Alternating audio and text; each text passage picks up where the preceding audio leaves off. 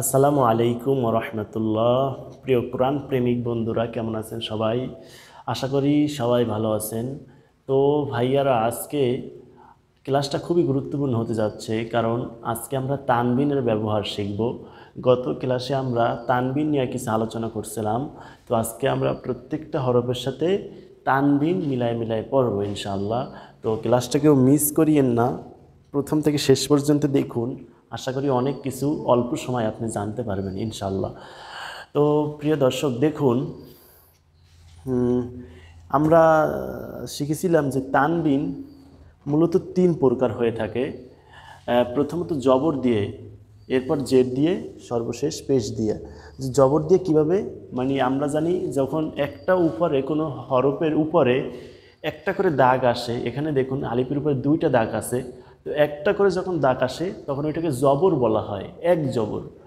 আর এরকম যখন দুইটা করে দাগ চলে আসে তখন ওইটাকে দুই জবর বলা হয়। তো এই দুই জবরটাকে একটা তানবিন বলা হয়। আবার এই যে দুই জবর যদি নিচে চলে আসে তাহলে হয়ে যায় দুই জের। এখানে দুইটা জবর আছে উপরে, এই জন্য দুই জবর। আর নিচে আসলে দুই জের। একটা যদি নিচে আলিফের নিচে একটা এরকম তেসরা দাগ থাকতো তা সেটাকে আমরা বলতাম জের। আর যেহেতু দুইটা, সেক্ষেত্রে আমরা বলবো দুই জের। সিম্পল ব্যাপার। এবং উপরে আমরা এর আগের ক্লাসগুলোতে দেখাইছি, আপনারা সে ক্লাসগুলো যারা দেখছেন আমি আশা করি আপনারা জানেন এগুলো, তবু আমি একটু বলে দিচ্ছি আবারও। দুইটা পেশ যদি থাকে সেটা মানে দুই পেশ বলা হবে। তো এই যে দুই জবর একটা তানবিন, দুই জের একটা তানবিন এবং দুই পেশ একটা তানবিন।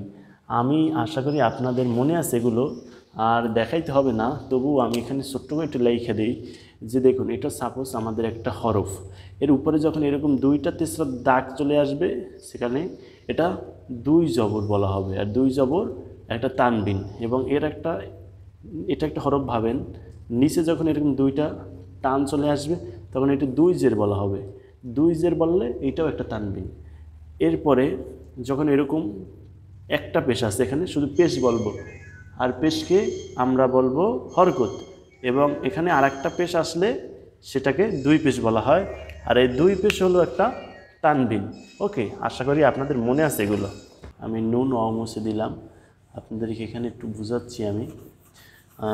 আমরা এর আগের ক্লাসগুলোতে শিখে আসছি যে জবরের বাংলায় আকার এবং জেরের বাংলায় রস্যিকার এবং পেশের বাংলায় রস্যুকার।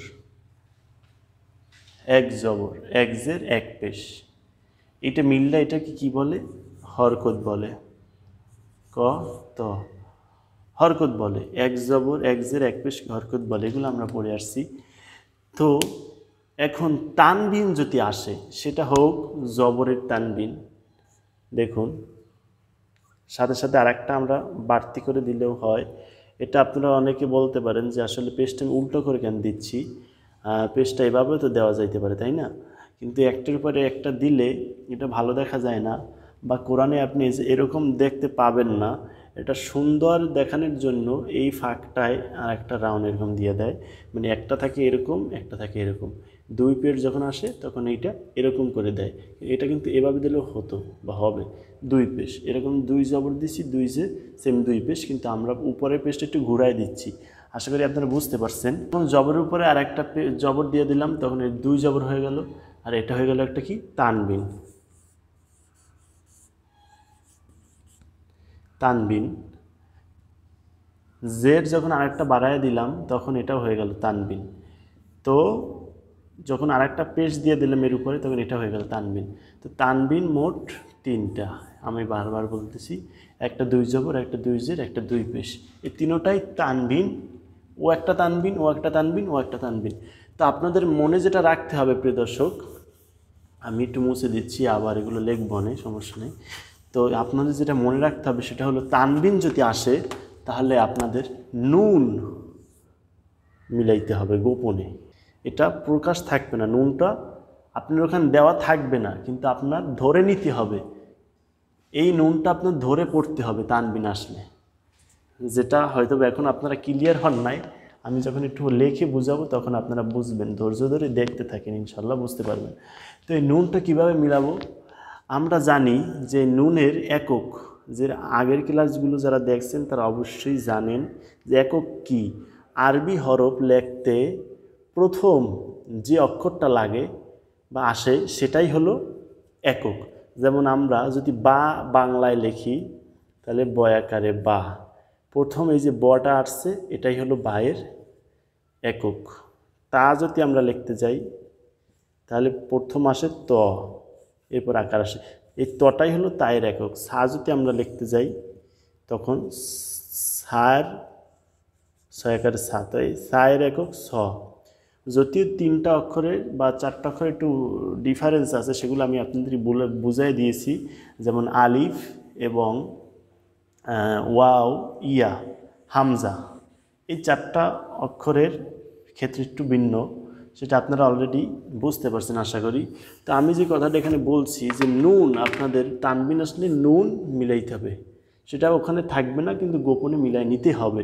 সেটা আপনার জবরের তানবিন আসতে পারে, আবার নিচে 2 জেরের তানবিন আসতে পারে, কিংবা পেশের তানবিন আসতে পারে। যে তানবিন আসুক না কেন আপনার এই নুনই মিলাইতে হবে। আশা করি আপনারা বুঝতে পারতেছেন, আরও বুঝতে পারবেন। দেখুন, তো আমরা নুনের একক বাংলায় কী পাইছি বলেন তো? তা আমরা যদি নুন বাংলায় লিখতে যাই, তো নুন লিখতে যেয়ে আমাদের কিন্তু এই প্রথমে ন আসছে, ন, তার মানে এই নুনের একক বাংলায় ন। কত সিম্পল, কত সহজ। বাকিগুলো আমরা দেখব না, প্রথম যেটা আসবে সেটাই হলো আরবি হরফের ওইটার একক। তার মানে নুন লিখতে আমাদের এককে ন আসছে প্রথম, সেজন্য আমরা নটাকেই, প্রথমের নটাকেই নুনের একক ধরে নেব। তো এই ন আমরা বাংলায় এখন দিয়ে কাজ করব। দেখুন, আমরা দেখুন এখানে লিখে রাখছি প্রিয় দর্শক যে আলিফ 2 জবর আন।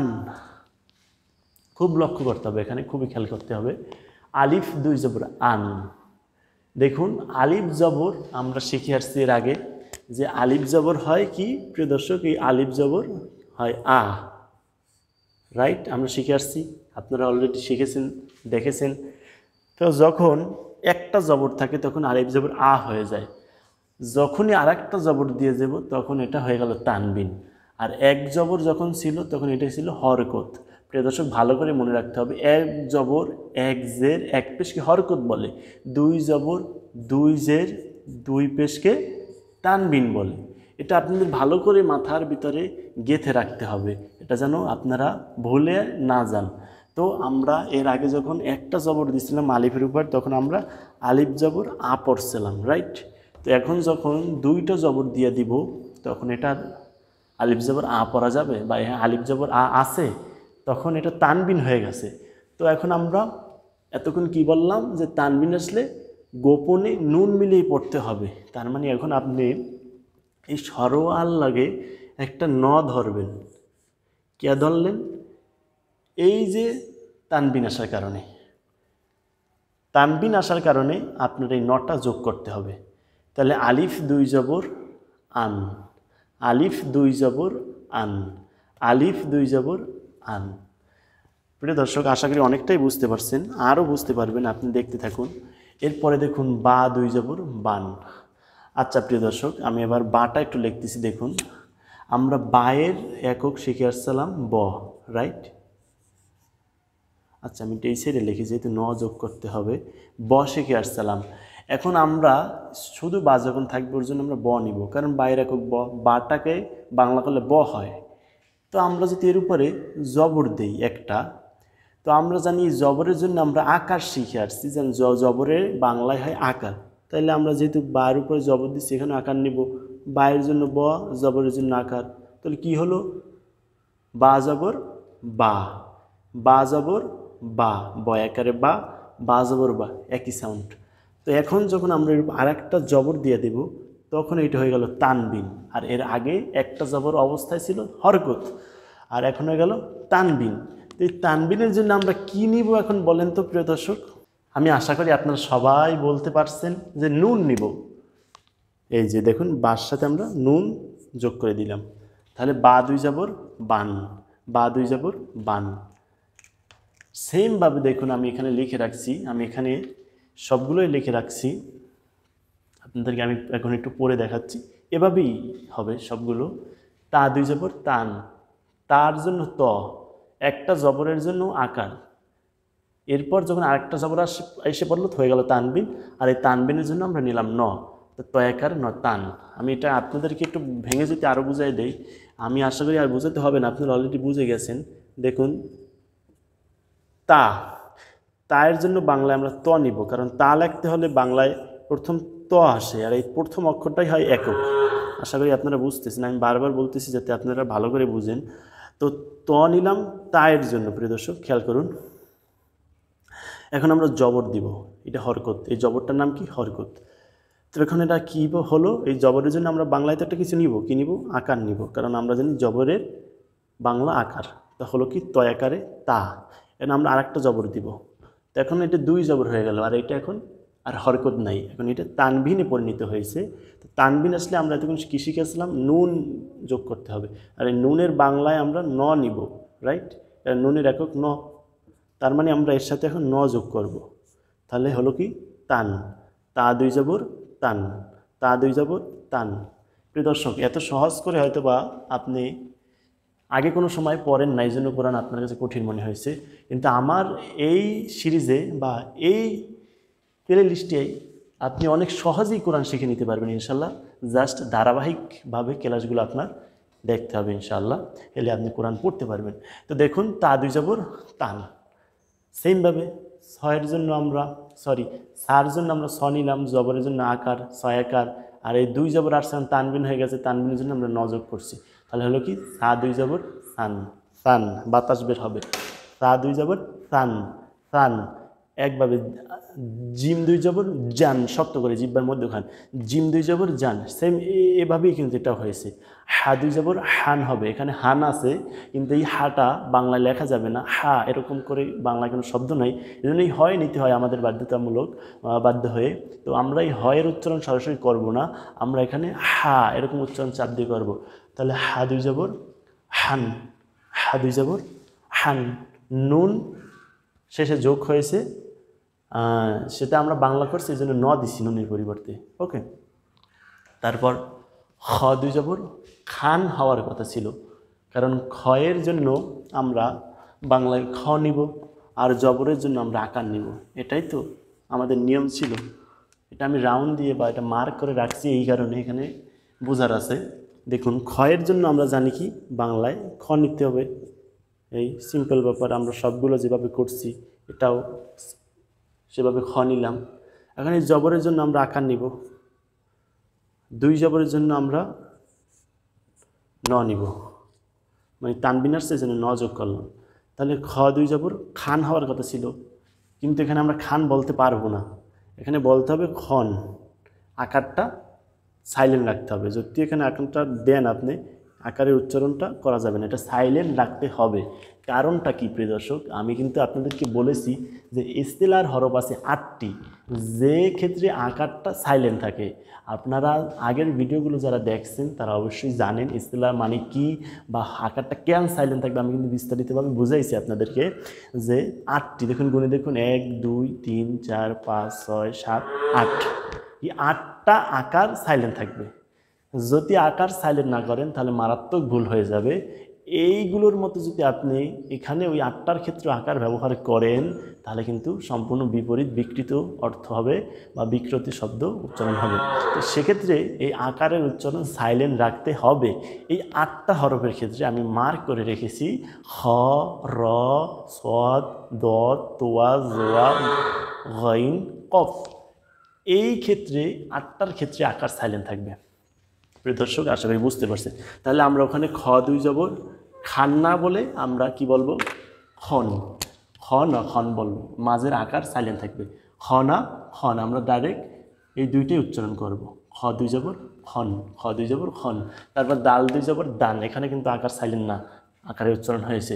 জাস্ট 8টার ক্ষেত্রে 1 2 3 4 5 6 7 8। দেখুন খ দুই জবর খন, খান কিন্তু বললাম না। দাল দুই জবর দান, জাল দুই জবর জান, র দুই জবর রান এখানে আছে প্রিয় দর্শক। রান বলা যাবে না, বলতে হবে রন, শুধু র না রন বলতে হবে, কারণ এটা একটা ইস্তেলার হরফ। শুধু র রন, রান বলা যাবে না, আকার সাইলেন্ট রাখতে হবে। ওকে, তাহলে আমরা শুধু শুধু অক্ষর দুইটা বলবো, এখানে স্বরবর্ণ ব্যবহার আমরা করব না। এটা স্বরবর্ণ আমাদের নিয়মের খাতিরে নিলেও আকার, নিয়মের খাতিরে আকার নিলাম, কিন্তু আকারের উচ্চারণ আমরা করব না। ওকে, র দুই জবর রন, জা দুই জবর জান, সিন দুই জবর সান, শিন দুই জবর শান, সদ দুই জবর সন। এখানেও দেখুন আকার সাইলেন্ট থাকবে, এখানে শান হবে না, সন আর সন হবে, সদ দুই জবর সন, আর সনও হবে না, আবার এই যে সানও হবে না, এর মাঝামাঝি একটা সাউন্ড আসবে সদের, যেটা আমি বারে বারে বলে আসতেছি যে সদের ক্ষেত্রে স ডাইরেক্ট হবে না এবং স এটাও হবে না, হবে কি স স স সন সন, স না ফন, এখানে স না সন হবে। ওকে, এবার দ দুই জবর দান আছে এখানে, কিন্তু আমরা আকারটাকে বাদ দিয়ে দিব, আকারটা পড়বো না, তাহলে আমাদের এখানে হবে দ দুই জবর দন, দ দুই জবর দন, দ দুই জবর দন। এরপর প্রিয় দর্শক দেখুন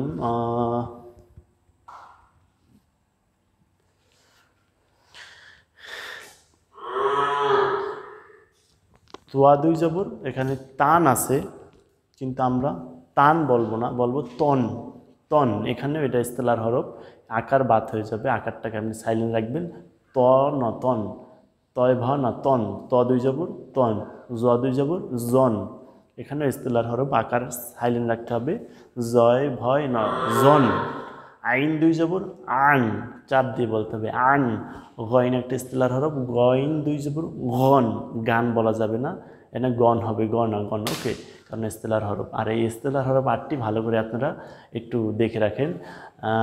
ফা দুই জবর ফান, অফ দুই জবর কান না হয়ে বলবো কি অন, অন, কারণ আকার সাইলেন্ট থাকবে, এটাও ইস্তেলার হরফ। প্রিয় দর্শক, আমি আশা করি আপনারা বুঝতে পারতেছেন। কাপ দুই জবর কান, এরপর আমরা দেখুন লাম দুই জবর লান, পরের দুইটা আমি একটু লিখে নিই, পরের দুই তিনটা আমি মুছে দিয়েছিলাম। লাম দুই জবর লান, এখানে কিন্তু আমাদের কিছু সাইলেন্ট নাই, এটা ইস্তেলার হরফ না দেখে আমরা এগুলার মধ্যে উচ্চারণ করলাম। লামের পর আমরা জানি মিম, মিম দুই জবর কী হবে আপনারাই বলুন। মিমের জন্য আমরা ম নিব, একটা জবরের জন্য আমরা আকার নিব, এবং আর একটা জবর আসলে আমরা নুন দিয়ে দেব সাথে সাথে, তাহলে মিম দুই জবর মান।